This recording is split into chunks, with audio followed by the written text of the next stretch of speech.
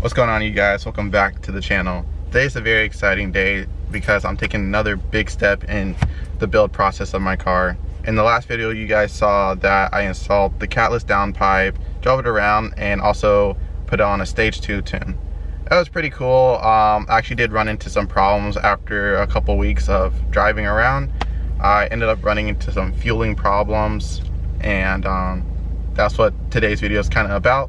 But it's also a bigger step because we're getting the car tuned. So we're actually already in the car, ready to go. Got the GoPro set up. I'm gonna switch you guys over to the GoPro.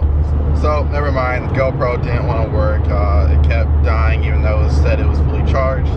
Oh well, I have the camera, this camera, but I just gotta hold it while I'm driving. But besides that, I'm just gonna give you guys the full rundown of what's been going on with the car. I told you that it's been having fueling problems, so I'm gonna dig a little bit more into that. So this part of the video will be a lot of talking. Sorry for that. So after a few weeks of driving the car with the stage 2 tune and the catless downpipe, things were going great. I parked the car for a couple of days because I had to go out of town for business. And when I got back, I started up the car, and when I got on the main road, decided to do a first gear pull because, you know, why not? And as soon as I got to like 3 grand, the car just horrifically broke up and it would not let me go over 3 grand for some weird reason. So I slowed back down and it stopped doing it. I couldn't really diagnose the problem because I was in a rush to get the car to a transporter because I was shipping the car off to California for a vacation I wanted to go on, and so I really had no time to figure out what was wrong with it. But when I got down to Cali, I was like, alright, let's see what's wrong. Ended up nothing, like the problem didn't happen again, car didn't want to break up anymore, so I was like, alright, cool. And then second day of my trip, the car started breaking up again, so I called my buddy. He's a little bit more knowledgeable than I am, and he's like, switch the car back to stock tune, and if anything happens, let me know. So I did that, and the third day of my trip, I had multiple lights on my dash. I was like, whoa, what's going on? Why is it doing this? So I checked the car access report and it said I was running rich. I was like, that's weird. How can I be running rich on a stock tune? So I called my homie back. We both couldn't figure out what was going on. So I ended up switching it back to the stage 2 tune and to see what would happen. Things went good. The problem didn't happen anymore.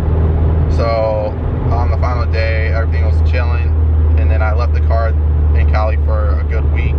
Then came back, picked it up, and on my way to load it up in my trailer, I did another pull and it broke up again.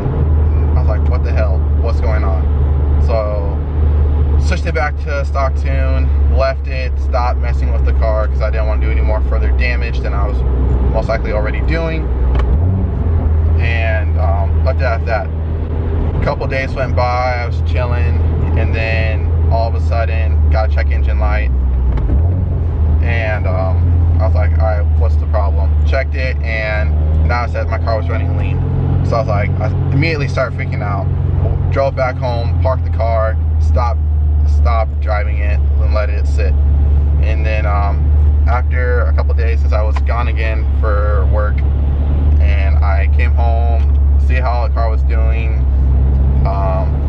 it stopped leaning out for some weird reason. It's really hard for me to process all this info because I really don't know what's going on with the car since I'm all new to this, and I decided to switch it back to stage 2 because if it was running lean or no, on a stock tune, why not switch to stock stage 2 tune where it's running rich, so I wouldn't really, you know, run into a bad problem like that of damaging the motor while it's running lean. I'd rather have it run rich.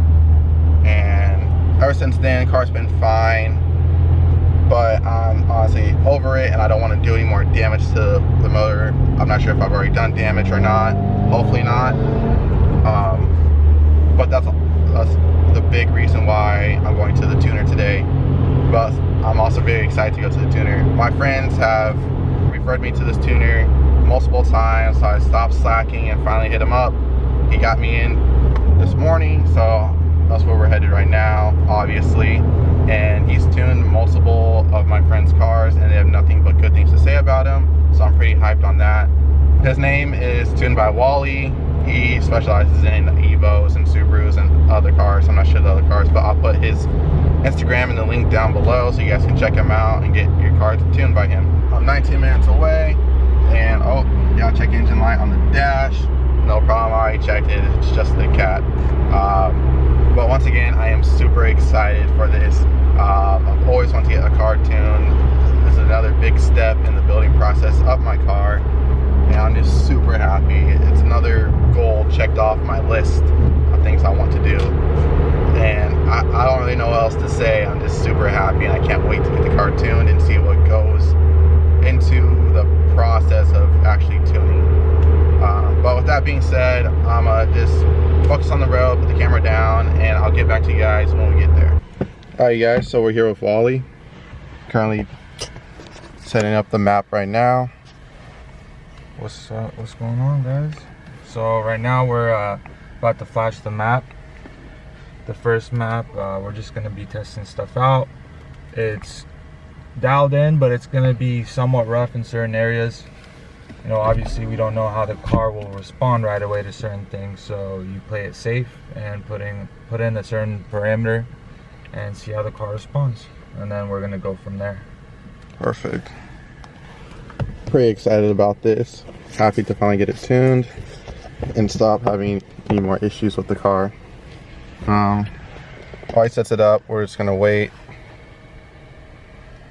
Should take us probably what, a few minutes. Yeah, a couple minutes for this to flash on, and then fire it up, and we'll do some live tuning from there. Perfect. So while we wait, just get back to you guys when everything's all set up. So what are you looking for right now? So right now we got the math calibration table set up, and we're trying to see how the math is going to respond. Math is basically a sensor that tells the ECU how much air is coming in, and from there, once we know how much air is coming in, we can tell how much fuel to put in. Basically the ECU calculates that. I put in a certain parameter, and then from there the ECU decides, you know, okay, this is enough fuel or not enough. It's constantly making corrections. It's constantly adding and taking away fuel to get to the perfect AFR. Usually when you're cruising, you want about 14.7, and you know, under load or a boost, it changes. Every car is different. For a turbocharged car, usually it goes to like 11. Sometimes FAs, they run a little bit richer, so a lot of times they drop down to like 10.5. But yeah, the air fuel ratio is something that the ECU is constantly doing. It's one of the biggest things when you tune, is you gotta make sure your AFR is right, and you can feel the difference when the AFR is right, or if it's off, you can 100% feel the difference. So right now, you know, I put in the base setup of what a cob intake would typically have for the map calibration table, and then from there, you know, with the cob, it's super awesome. You get live tuning versus open source. A lot of open sources, they don't support live tuning. So yeah, our first thing is going to be dialing down math in, and since we're doing it live, it's a lot faster. And the FAs, one good thing about them is the corrections that they can do. They're very fast, and the ECU is constantly making changes to that AFR to get the right ratio.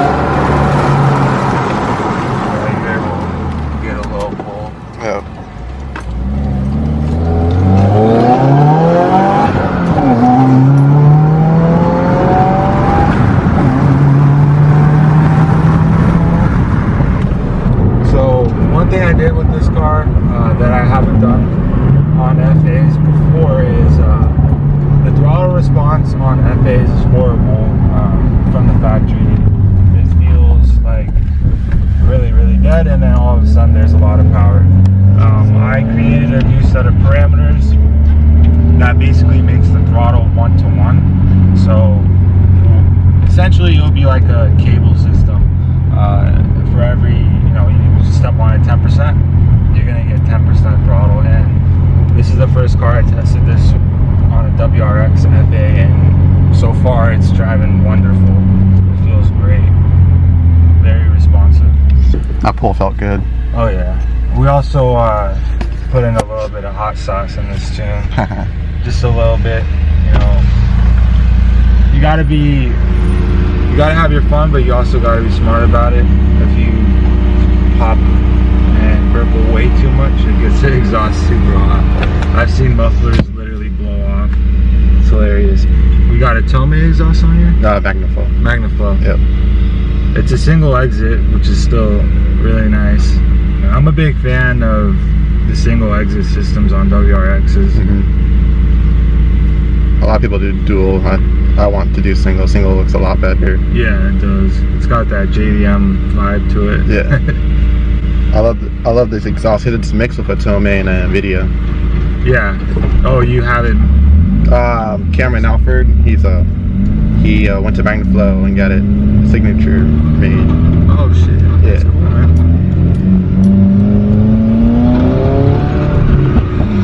The more I'm driving it right now, the better I feel about this throttle. It's awesome. Like these FAs, man, the throttle response is terrible from the factory. It's just, I'm sure you felt it. Yeah. And now it's like literally 1-to-1, like direct response. Yeah. Okay, so now we need to start dialing in the fuel. Looks like we're about 20% rich in most areas. The fastest way you can tell if you're too rich is the corrections. Okay. What is the ECU doing right now? It's correcting by 0.21 or 20%. What should we usually be at?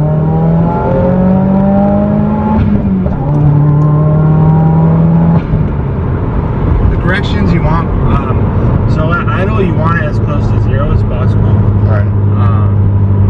But on average, up to 10%, plus or minus 10, because conditions constantly change too, like cold weather, hot weather. That does affect fueling, it does affect boost, it affects everything. So you can never have like a very 100%, no corrections. The ECU will always have some, but the closer to 0, the better. And once you're moving, once you're past 1500 to 2000 RPMs, the throttle also changes things. So when you put in the table, it's only a 2D table where it's voltage and then the calibration. There's no throttle response in that as well, so that's where the corrections are useful. So if there was a 3D table that had throttle response, or not throttle response, throttle position, if it had math and then math volts, then you would have less corrections. But since we only put that, then the ECU will have to decide how much fuel based off your throttle as well. Okay. So if you're like at the same voltage for a math, you can be at 5% throttle or 20% throttle, and both of those need different fuels. So that's why it's hard to get a perfect AFR in that situation. Gotcha. When you're on the speed density system, it's a little different. It is a 3D table, but speed density is essentially you're calculating the volumetric efficiency of the engine. So with that, you can actually dial in the car very, very thoroughly. It just takes a lot of time. And when you do a speed density system, oftentimes if it's dialed in good, the corrections are less. Okay, cool. So when you do speed density, you're actually dialing in the efficiency of the engine itself, and from there you have your latency and injectors. On this it's high pressure, so it's a little different, but the ECU will take the volumetric efficiency, VE is what it's called, and also take the data from what type of injectors, and automatically it will be able to know how much fuel. And with the VE system, once you have it dialed in, it's like if there's an intercooler hose that pops off, the car will not die.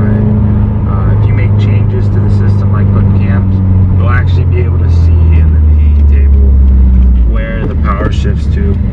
So it takes more time, but it's a lot more complete. So yeah, now I'm just finding a good spot to pull off and do some adjustments.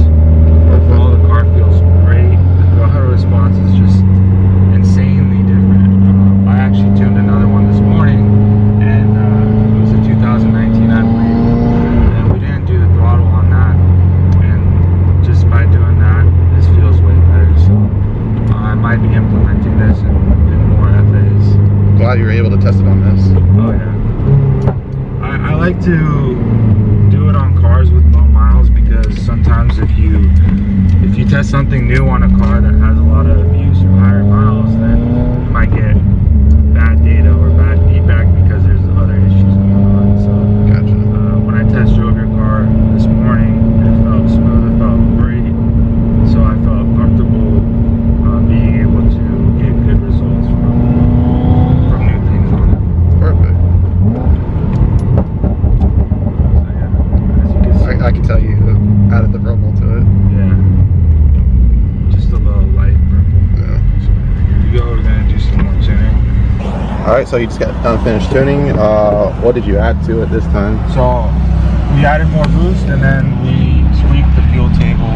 If you remember, it was way too rich before. Yeah. And now what I did was I compensated for that and dialed in the map for that fuel of what it's actually needing.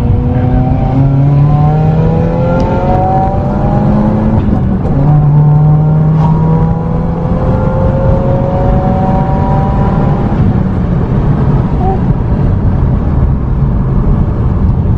I love this road. Yeah. It's straight away and No one's out here.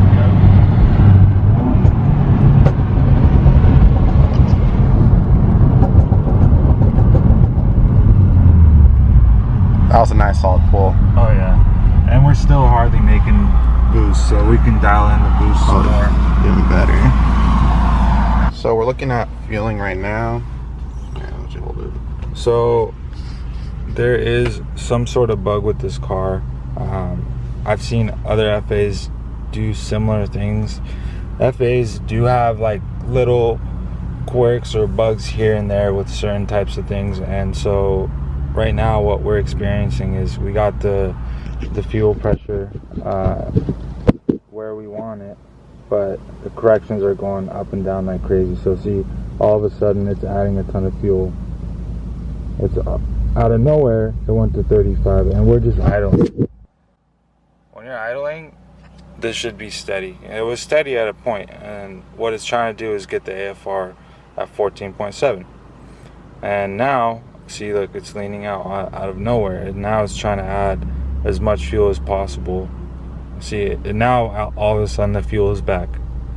So now it has to pull fuel to make this back to 14.7. See, this is normal. This is what you want. See, the car will idle good. Out of nowhere. See, it just did it again. It just leaned out. So there's definitely an issue with the injector fuel pump or the high pressure fuel pump, which these have. So 22, that's crazy. Like, you can actually feel the car wanting to die. Yeah, so One time I've lost, so here you go. Have you felt this before? I think once or twice. Yeah, so now I need to add fuel right now to make up for what's going on. So yeah, see, I had to add 20% of fuel real quick just to get it back to not wanting to die. But here in a minute, when the fuel does come back to normal, that 20% will be way too much, and so the car will try to pull fuel. It's the first time I've ever heard it chop like that, though. Because before, the tune was already too rich, and so when we were first starting to drive before it warmed up, it was just 20%. It wasn't acting up, so I pulled out the 20%, and so now like already that 20% was gone, and so that's why it's even less fuel. Okay. Yeah. So I put 20% back, so now it's like better, but here in a little bit it's gonna be too much fuel.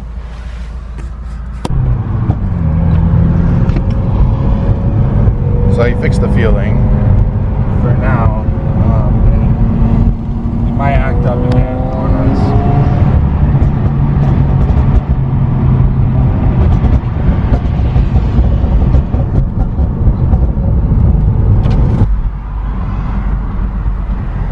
We're gonna try another pull, see how it acts. Oh, there.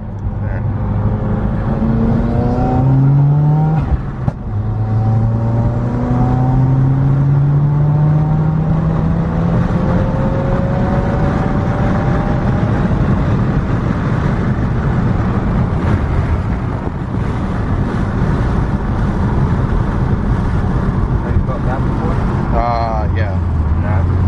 That's when I came home one time. I did a pull from first, and then it broke up like that. It's either, so when that happens, like it's a fuel acting up on its own again. Yeah. For that split second. So yeah, like I was talking to you about earlier, we're gonna have to have you check that out. It's obviously a fuel issue. Yeah. And right now it's not affecting the engine, but it can, you know, if mid-pull the injector stops or something, then that's not really good. Yeah. So definitely we'll have to get this checked out and then come back to finishing the Outlander too. Okay.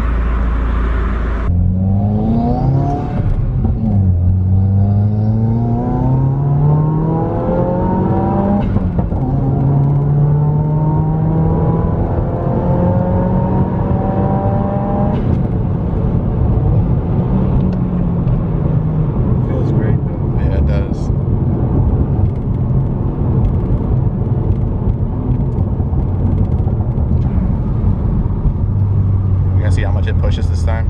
Yeah. Alright.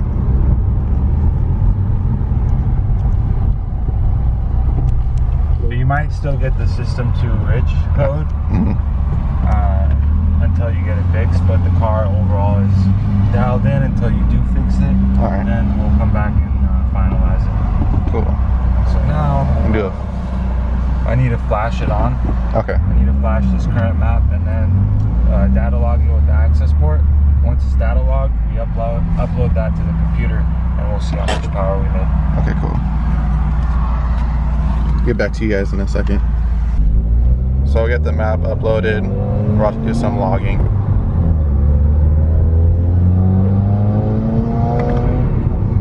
Alright, press it. Alright, it's going.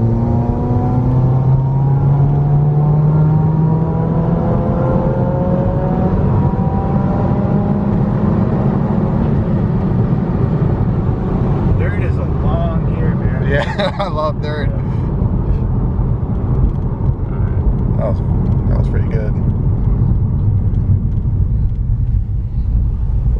What did you think about that one?